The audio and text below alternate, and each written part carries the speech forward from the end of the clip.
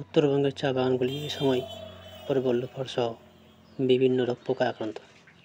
চা চাষিরা বর্তমানেও অনুমোদিত নেই এমন নির্দিষ্ট কীটনাশক জরুরি ভিত্তিতে ব্যবহারের অনুমতি চেয়ে চা বোর্ডের কাছে আবেদন জানিয়েছেন।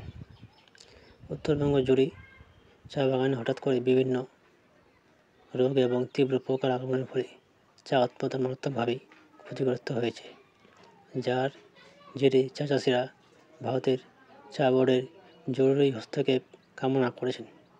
প্রথমবারের মতো উত্তরবঙ্গ জুড়ে চা বাগানগুলিতে ব্যাকটেরিয়াজনিত ক্ষয় রোগ দেখা দিয়েছে।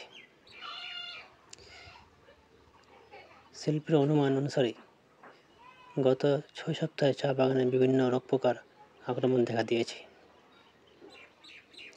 চা চাষিরা বর্তমানে অনুমোদিত তালিকায় নেই এমন নির্দিষ্ট কীটনাশক ব্যবহারের অনুমতি চেয়ে চা বোর্ডের কাছে আবেদন করেছেন।